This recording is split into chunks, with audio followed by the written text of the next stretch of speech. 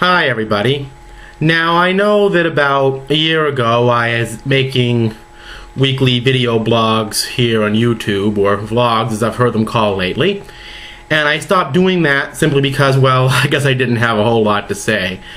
But lately it seems that the tide has turned a little bit, as it were.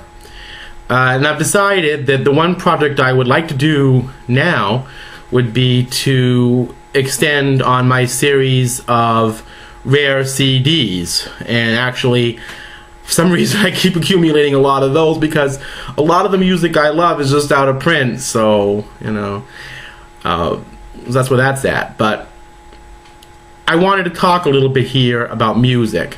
Now, YouTube is full of a lot of videos with a lot of full opinions, but I just wanted to say I got this friend out in Oakland who I love to talk to. He's really aware of music and the kind of music I like, and we both like funk, obviously. So, and I decided, kind of based on our conversations, that I was going to start listening to some new kinds of music. And when I say new kinds of music, actually looking for artists that I liked or whatever on New Music Tuesday, or listening to new ones that were coming out and start buying them. So lately my mission has been this: to find sounds similar to what I liked in the 70s and 80s, modernized to fit into the music of today, as it were, and presenting what I feel could be a good new direction for music.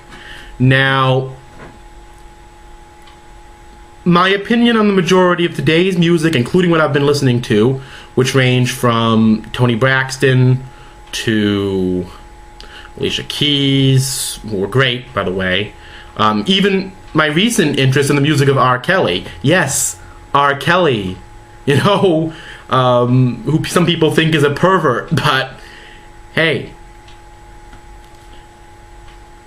Happy People and Chocolate Factory, great albums. Great albums. Sorry. I think I can best define this by a comment that Jimmy Buffett made on a song he did in 1988 called Homemade Music. It's on a great album I have called Hot Water. And he's talking about himself, of course, as an artist, but he's saying in 88, when I think there's a lot of good music still going around, where did all the good songs go? Maybe it's a little cynical, but the fact is that a lot of music I'm noticing today, and I'm not disparaging what's happening, a lot of it just isn't very tuneful. See, for some reason, a lot of artists nowadays, especially in R&B, still feel a very strong need to have to integrate hip-hop into their music. All you have to do is go to a record store and find even an old R&B artist you liked 15, 20 years ago, and find that it's featuring hip-hoppers and DJs or whoever you may not even heard of because they happen to be popular or in at the moment. These collaborations range from absolutely stupendous to just really being kind of bad, or not very good, and not very well executed, and biggest of all, not very well written.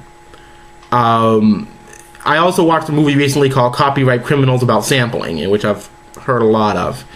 And my opinion on that, on guest rappers and sampling, is I'm not against it. Alright? I like a lot of hip-hop, old and new. But I think the key with integrating hip-hop and R&B applies to just plain hip-hop as well. That you need to develop a creative sense.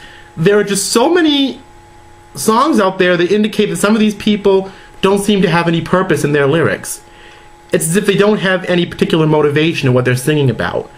I'm not to say they should just sing about social issues or the environment or war in Iraq or whatever, but I think some commentary, witty or critical, within music now, especially R&B music, about the state of the music industry would be a really good thing. It would get people's interest, and it would really do a lot to make things a lot more interesting for these artists. Now, a lot of female singers especially have been continually writing one song or another about how they're empowered by a bad relationship, or Chrisette Michele put out a song, I'm a full-grown woman, I'm not your porcelain doll.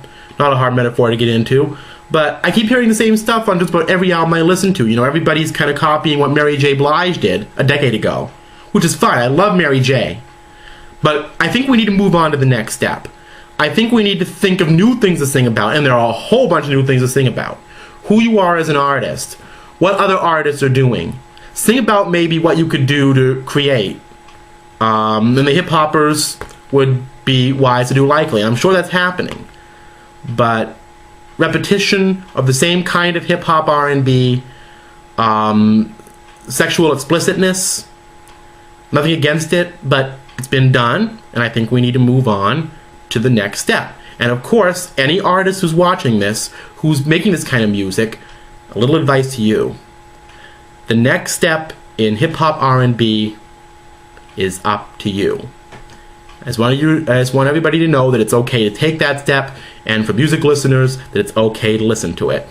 New things in music are always good, and it's important to keep music fresh. Always.